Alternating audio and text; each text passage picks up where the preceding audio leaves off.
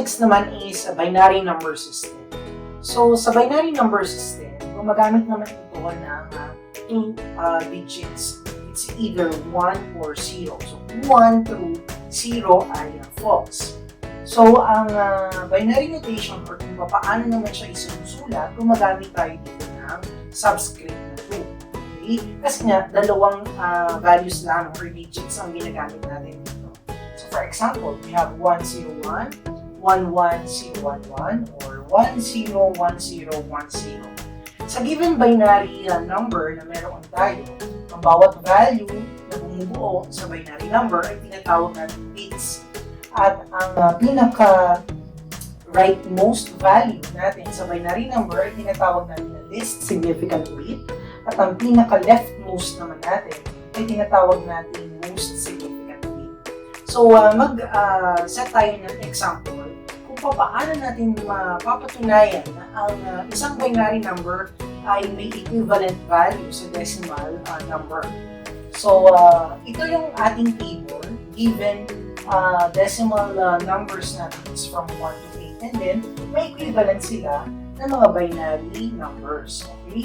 So, mas maintindihan natin ito, yung mga equivalent values nila kapag nag-convert na tayo at nag-compute na tayo kung paano ma-represent ang bawat value na ito sa isa't isa. Mag-create tayo ng another example. Katulad ng ating ginawa sa previous video natin na kinukuha ang sum product para ma-compute at ma-represent ang isang number system. In binary number system, same procedure ang gagawin natin. Sum product of each digit with decreasing power of 2 naman para sa binary number system.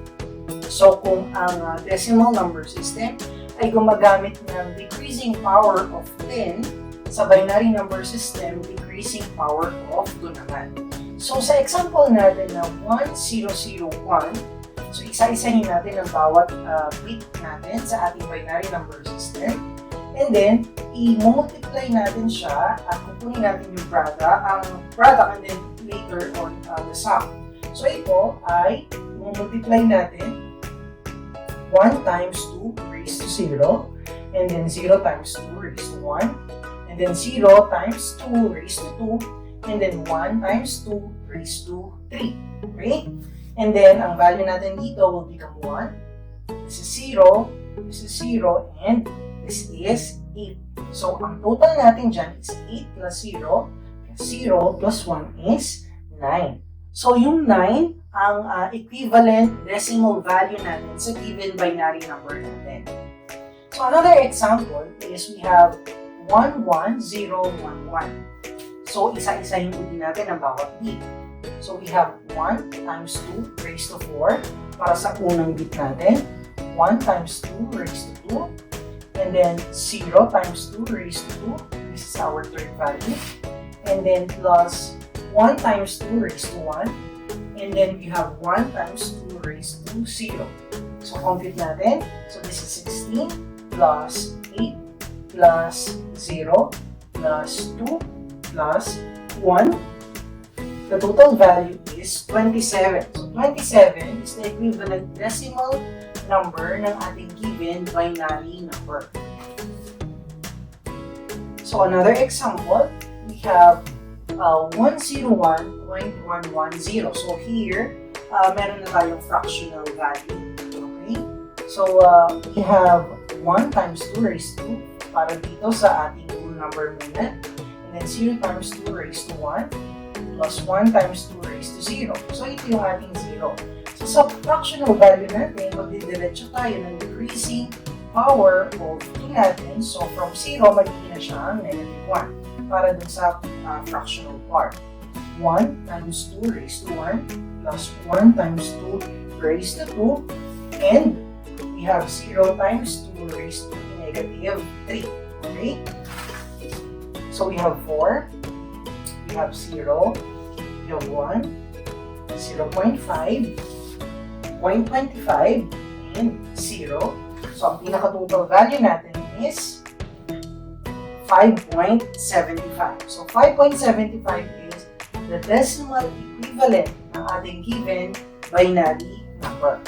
So, this time, meron naman tayong shorthand method. So kanina, ginawa natin yung longhand method. So this time, shorthand method naman. So sa bawat bit na meron tayo, meron siyang equivalent value. So kung 1, may value. Kapag 0, wala. So isa-isahin natin. Ang 1, kung siya ay 10, or rather 2 raised to 0, so ang value niya ay 1. Ito ay 2 raised to this is 2 raised to 0, 2 raised to 1, 2 raised to 2, so on and so forth. So, ang mga values natin sa taas, kung mapapansin niyo, may pattern. Nag-start siya sa 1, and then nadoble, naging 2, naging 4, naging 8, naging 16, naging 32. So, kung may kasunod pa tayong bit, magiging siyang 64, so on and so forth. So, just familiarize these values para kapag nakita ninyo na itong value ito ay 1, so isasama natin siya sa mga isasam natin later on. So, itong mga zeros na ito, ika-cancel out na natin. So, ang kukuhanin lang natin na values dyan is yung mga natira na 1s. Sa ating namang fractional part ng ating binary number, ito yung mga values niya. So, this is 2 raised to negative 1. This is 2 raised to negative 2, negative 3, and negative 4, so on and so forth. Okay? So, just again, familiarize these values para kapag meron siya mga 1, yun yung isasama natin sa addition. Okay? So, ang magiging total ng ating values is 45.9375. So, ang pinag-add lang natin dito is yung mga merong 1 na value. So, 32 plus 8 plus 4 plus 1 plus 0.5 plus 0.25 plus 0.125 plus 0.0625. And this is our total value, the equivalent decimal number ng ating given binary number. Okay? So next is, kayo naman ang magsasagot. Para again, ma-practice ninyo kung paano natin makukuha ang binary equivalent or rather decimal equivalent ng ating given binary equivalent. So these, we have 3 values here from binary. Gagawin nyo naman siyang decimal.